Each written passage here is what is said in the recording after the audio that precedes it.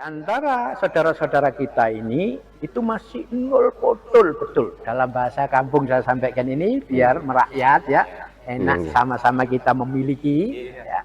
Untuk itu makanya pengenalan itu harus patut kita maksimalkan.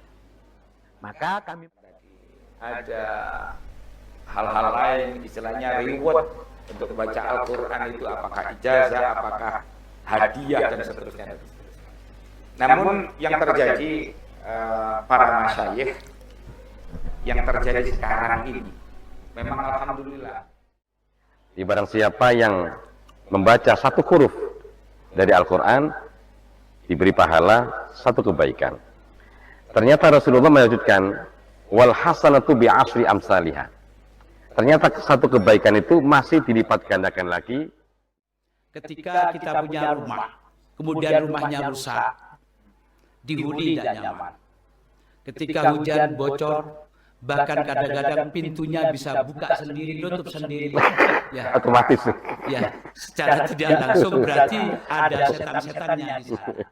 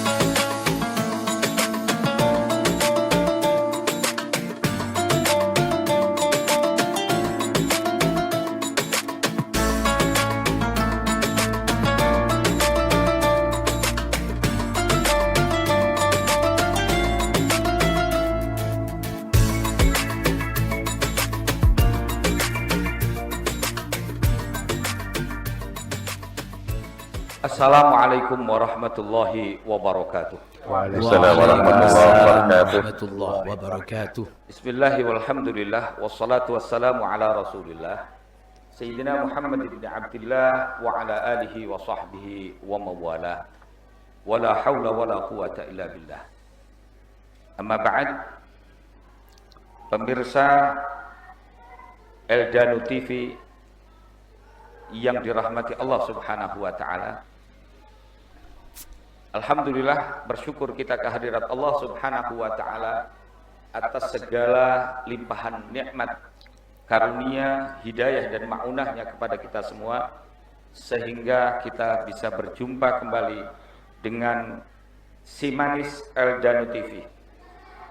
Santai, inspiratif dan islami. TV milik LDNU MBCNU Kecamatan Singosari. Pada malam hari ini kami kedatangan tamu yang sangat luar biasa. Yang pertama adalah Al-Habib Ali Al-Hamid. Beliau adalah penasihat LD MBCNU Kecamatan Singosari. Kiai Haji Ibnu Hamdun MPD, pengasuh Pondok Pesantren Nurul Huda Putri yang berdomisili di Jalan Keramat Singosari. Berikutnya Kiai Haji Ghaziuddin Zubri MPD. Beliau adalah pengasuh Pondok Pesantren Bilingual Nurul Qur'ani yang berada di Jalan Masjid Barat Singosari. Dan Gus Syamsul Huda, Ketua Takmir Masjid Al-Mustafa Watu Gede Kecamatan Singosari. Dan yang terakhir adalah Mas Lulu Hermawan. Beliau adalah bendahara LDNU MBCNU Kecamatan Singosari.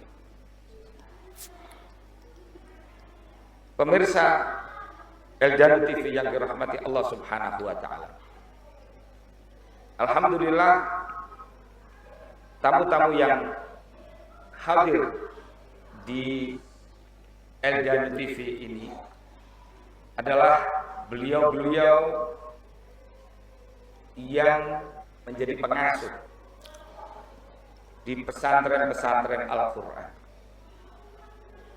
Untuk itu,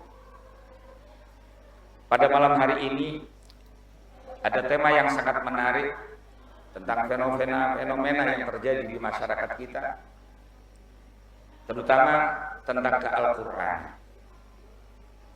Assalamualaikum para tamu Kiai Haji Ibnu Hamdun Al-Habib Ali, Kiai Haji Ghaziaddin Jufri, Mas Lulu dan Gus Syamsul Huda.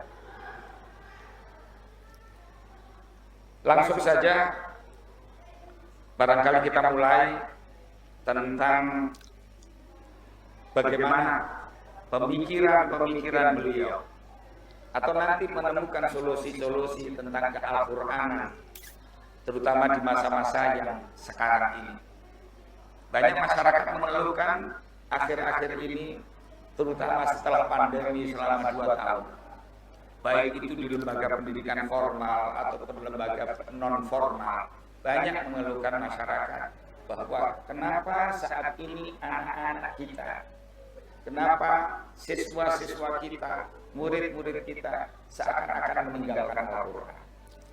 Nah, yang saya akan tanyakan dan kita bahas pada malam hari ini adalah bagaimana tanggung jawab orang tua terhadap pendidikan, terutama memberantas buta huruf Al-Quran di era sekarang ini. Yang pertama, monggo Kiai Haji Ibnu Hamdun. Silakan. Terima kasih pemaparan yang disampaikan oleh akhina Ustadz Hasbullah Huda tentang pendidikan Al-Quran yang berkaitan dengan anak-anak kita bersama. Yang tentunya yang pertama merujuk kepada hadis baginda Rasulullah sallallahu alaihi wasallam, "Addibu auladakum biqiraatil Qur'an." Khitab hadis ini, "Addibu auladakum," yang berkewajiban mendidik terhadap anak bacaan Al-Quran, tentunya kedua orang tua, utamanya adalah ayah dari anak itu sendiri. Sementara ini banyak yang terlewatkan. Kadang-kadang orang tua tidak bisa memilah mana pendidikan yang terpenting dan mana pendidikan yang penting. Katakanlah pendidikan pengetahuan ini kadang-kadang lebih dominan daripada pendidikan Al-Quranul Karim, utamanya anak-anak kita di usia dini. Sehingga ketika orang tua kurang berperan, kurang perhatian terhadap anak-anak itu sendiri, wabil khusus tentang pendidikan Al-Quranul Karim, sehingga anak akan terlewatkan dari pendidikan Al-Quran itu sendiri. Orang tualah yang bertanggung jawab, besok akan dimintai pertanggungjawaban oleh Allah Subhanahu wa taala melalui sebuah hadis yang telah saya baca. Begitu, Gus? Iya. Terima kasih. Berikutnya barangkali langsung nanti kita sharing dialog begitu. Yang berikutnya adalah Kiai Haji Ghaziaddin Jufri. Silakan. Iya, terima kasih. Benar yang disampaikan bahwasanya kewajiban orang tua adalah mendidik putra-putrinya. Sebenarnya ada 8 ranah kewajiban orang tua kepada putra-putrinya. Menurut Syekh Abdullah Nasih Hulwan itu ada mas'uliyatut tarbiyah yang menjadi tanggung jawab orang tua. Termasuk diantaranya adalah membaca Al-Quran. Sehingga kalaulah Allah Subhanahu wa taala memerintahkan orang tua, ku anfusakum wa ahlikum nara, Pertama adalah orang tua ini menjaga dirinya sendiri dan menjaga keluarga dari api neraka. Tentu diharapkan orang tua bisa menjadi contoh. Karena bila mana orang tua ini nun sewu tidak bisa menjadi contoh bagi putra-putrinya, ini berat bagi anak-anaknya untuk melakukan. Maka yang kedua adalah wa ahlikum naro, menjaga keluarga, istri dan anak-anaknya. Ada seorang ahli yang mengatakan bahwasanya Al-Quran itu adalah the map of heaven, peta menuju surga.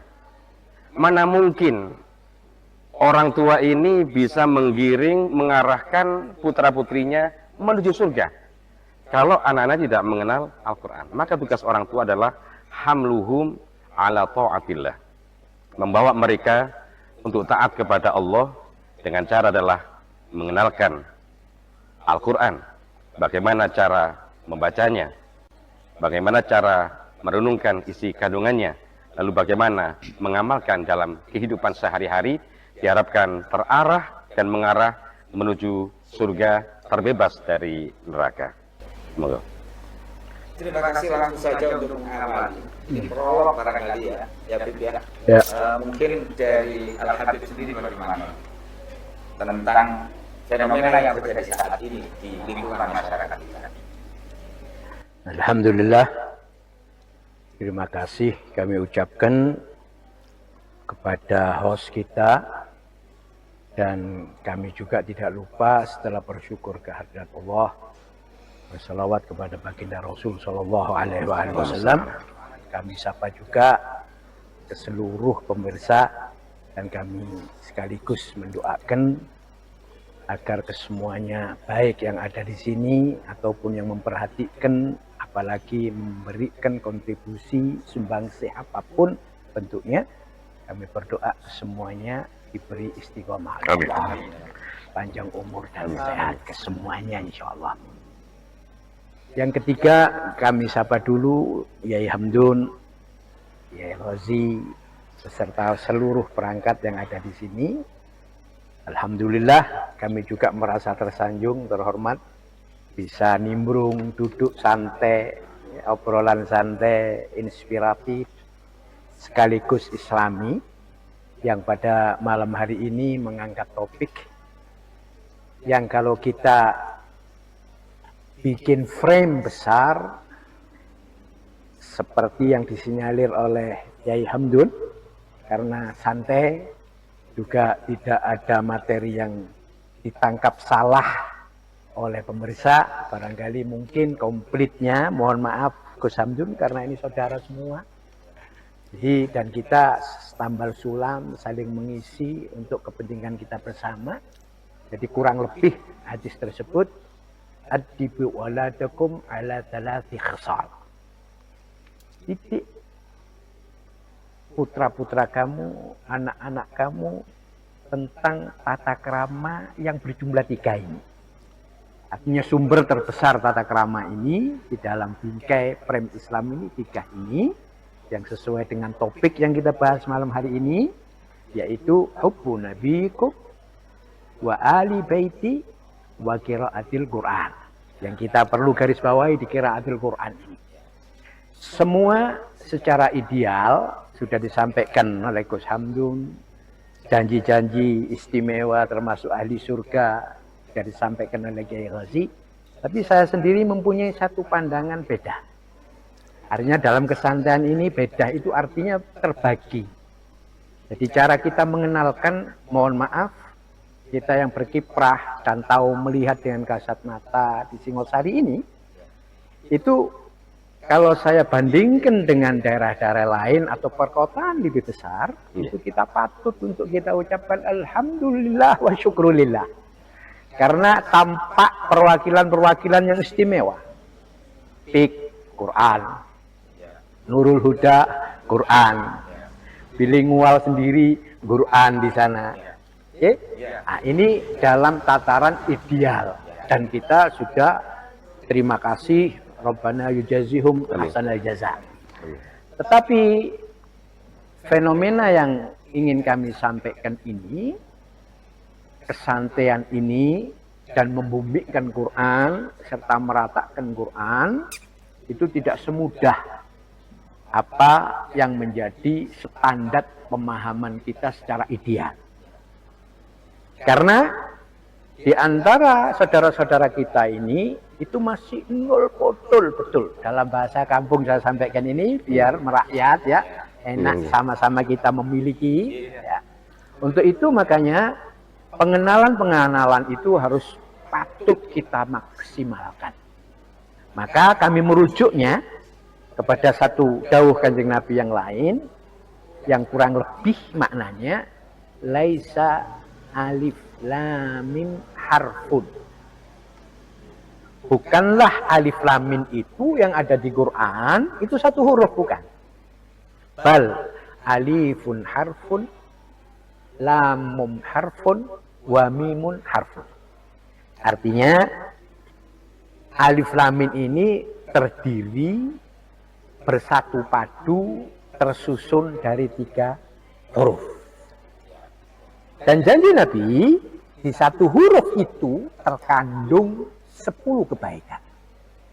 Kalau kita luaskan lagi pemahaman ini, kebaikan itu bukan kebaikan manusia, bukan kebaikan Nabi Muhammad SAW. Sementara Nabi mempunyai pusat kebaikan, tapi pusatnya menciptakan Nabi Muhammad SAW. Artinya dalam bayangan kita tidak terbatas ini kebaikan. Termotivasi dengan ini semuanya, ya kawan, maka paling tidak kita kenalkan dulu ke masyarakat huruf hijaiyah secara merata dengan iming-iming. Karena apa? Manusia itu siapapun manusianya, tempatnya pamrih. Harus dapat imbalan, harus dapat oleh-oleh. Cuman pamrih terbaik adalah pamrih karena Allah, karena mengikuti baginda Rasul Shallallahu Alaihi Wasallam. Dengan mudahnya begini, cara untuk nyampaikan mudah. Luwung alif iku ae luwes huruf Quran, nek gak ono alif yo gak dadi Quran. Iya. Begitu.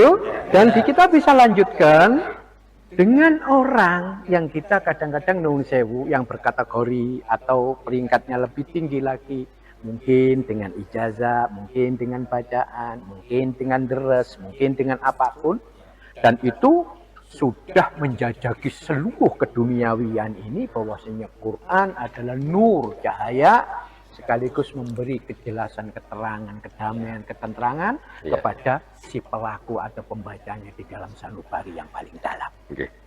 Untuk itu, paling mudah untuk kita kenalkan, mungkin metodenya juga bukan pembelajaran, mungkin dengan nasihat, mungkin dengan guyon, mungkin dengan di mimbar-mimbar. Yang paling penting pesannya, kita bumikan Quran, kita kenalkan Quran kepada siapapun khalayak masyarakat umum, terutama yang belum pernah mengenal, mengerti tentang Quran sekaligus huruf-hurufnya. Karena dengan sederhana, nun sewu, saya bisa menjelaskan, kalau orang kesulitan dalam membaca apapun, tidak terlepas pahala dari sisi Allah, orang yang berjalan dari rumahnya ke pasar dengan bacaan alif, alif, alif, alif, alif. Karena apa? Itu diganjar. Cuman saja ini bagi yang baru mengenal, pemula, dan objektivitas kita bersama untuk menariknya. Juga dengan syarat ojo banter-banter oleh moco. Untuk dipikir wong kawanen. Tapi tetap substansi. Ya, seperti itu kurang lebihnya, dan mungkin nanti kita bisa jelaskan lebih panjang lagi. Ini alhamdulillah ini sangat luar biasa. Yang satu dari Ibnu Hamdun itu menyampaikan bahwa kewajiban orang tua yang besar. Kemudian diiming-iming lagi sebenarnya membaca Al-Quran ini oleh Kiai Ghazi, bahwa ini adalah jalan menuju surga Allah Subhanahu wa Ta'ala yang sangat luar biasa. Kemudian beliau Al-Habib Ali memotivasi untuk belajar Al-Quran itu pamrihnya kepada Allah Subhanahu wa Ta'ala, tidak lain pamrih kepada Allah Subhanahu wa Ta'ala. Meskipun di dalam Al-Quran sendiri itu pun juga ada ijazah yang disampaikan tadi, ada hal-hal lain, istilahnya reward untuk baca Al-Quran itu apakah ijazah, apakah hadiah dan seterusnya. Namun yang terjadi para masyayikh, yang terjadi sekarang ini, memang alhamdulillah di Singosari ini sebagai label kota santri itu memang di mana-mana ada kegiatan baca Al-Quran, TPQ dan seterusnya. Tetapi dengan fenomena yang ada sekarang, saat ini, akhir-akhir ini, banyak orang tua mengeluh. Banyak orang tua mengeluh. Apa masalahnya ini? Apakah mengeluhnya itu karena anaknya sulit untuk berangkat mengaji? Karena yang terjadi, orang tua memang saat ini juga sama-sama sibuk. Pagi berangkat, petang berangkat, masih gelap berangkat, pulang juga sudah gelap. Sehingga ini akan sulit ya berdua. Ini yang terjadi di masyarakat. Banyak yang terjadi semacam itu sehingga ditentukan di TPQ. Nah, nanti kalau sudah SMP, saya mungkin tingkat lanjutan TK masih mengaji, SD mengaji. Kalau sudah lanjutan bisa rasa-rasa. Nah ini barangkali ada kiat-kiat khusus mensupport atau memotivasi para wali atau para orang tua untuk termasuk yang disampaikan oleh Habib tadi, membumikan Al-Quran itu. Ada kiat-kiat apa kira-kira? Monggo barangkali ada dari penjenengan. Mungkin dari Baik. Ini tadi sempat ada satu garis untuk memberi motivasi, baik bagi orang tua atau siapapun yang ingin belajar Al-Quran. Habib Ali telah menjelaskan sebuah hadis kurang lebih, man qara'a harfan min kitabillah falahu hasanatun. Di barang siapa yang membaca satu huruf dari Al-Quran, diberi pahala satu kebaikan. Ternyata Rasulullah melanjutkan, wal hasanatu bi asri amsalihah. Ternyata satu kebaikan itu masih dilipat gandakan lagi menjadi 10. Tidak cukup itu, Nabi Muhammad memberi motivasi, la aqulu alif lam mim harfun, walakin alifun harfun, wa lamun harfun, wa mimun harfun. Ini luar biasa. Kata Nabi, saya tidak mengatakan alif lam mim itu satu huruf, tapi alif satu huruf, lam satu huruf, mim satu huruf. Ini